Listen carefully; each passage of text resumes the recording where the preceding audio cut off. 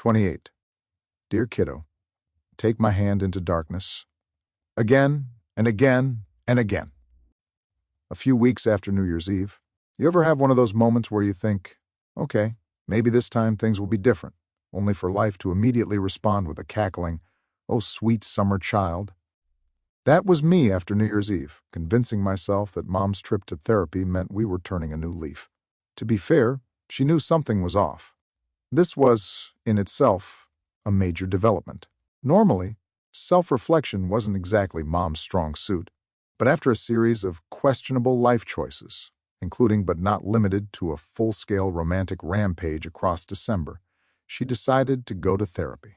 And I, ever the optimist or masochist, depending on how you look at it, decided this was my moment to try again. Because, dear reader, I was still in love with her. Not in the Oedipal way, mind you. Let's not add that level of psychological trauma to this already absurd saga.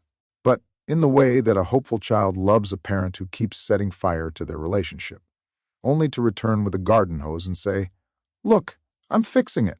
So, naturally, I did what any confused, emotionally exhausted person would do.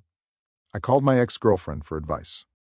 The wisdom of sorry and the curse of seeking clarity. I asked sorry, as one does, if this kind of behavior was normal.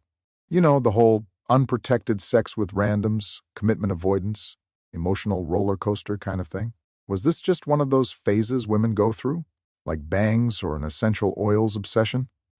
Her response? Somewhat normal, somewhat off, not exactly the clear-cut reassurance I was hoping for. But then she compared it to her son's father, Rafa, a man so allergic to commitment, he might as well have been legally married to the concept of not settling down. It was a helpful, if not depressing, perspective. But before I could even process it, Mom found out. I don't know how she found out. Mom had a talent for intercepting information that did not concern her, much like an overzealous CIA operative, except instead of handling national security, she specialized in unnecessary drama. And instead of thinking, interesting perspective from an outsider, she decided to do something much more logical and mature. She contacted Sari directly and completely lost her mind at her. When Mom goes to war over nothing. Now, let's break this down. I, her child, privately asked my ex-girlfriend for a general opinion. My ex-girlfriend, in a completely neutral way, gave me an answer. And Mom, without invitation, without warning, without any earthly reason, reached out to Sari to absolutely lay into her. What was her argument?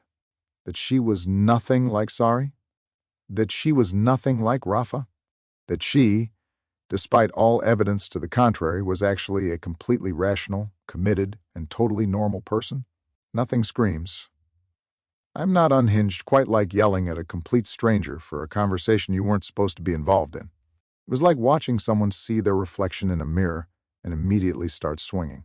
Sari, to her credit, handled it with the kind of weary amusement you develop after years of dealing with lunatics. Okay?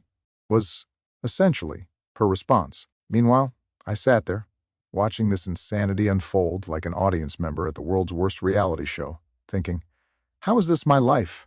Mom versus logic. A never-ending battle. But here's the thing. This was just what Mom did. She had to be right. She had to confront. She had to win. Even when there was no fight. Even when she was the one standing in a burning house, match in hand, screaming at the firefighters for ruining the aesthetic.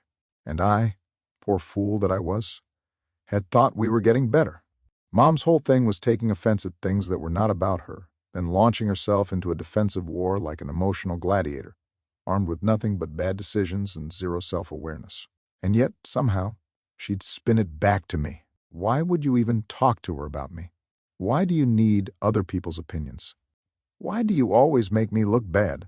Ah, yes, classic deflection. Why focus on one's own behavior when you can simply turn it into a story about how everyone else is wrong for noticing it?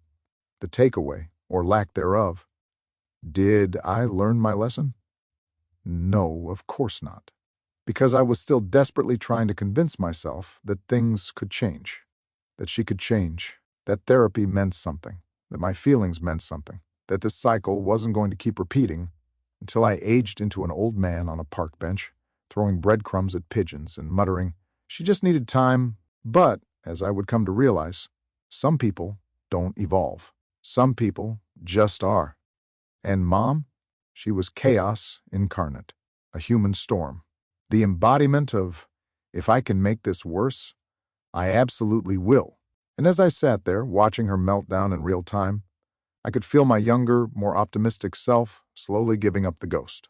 So, dear kiddo, if you ever find yourself in a situation where someone you love is consistently making bad choices, picking fights with people they've never met, and going out of their way to make your life more complicated than necessary, just walk away. Or, at the very least, don't call your ex for advice. It never ends well.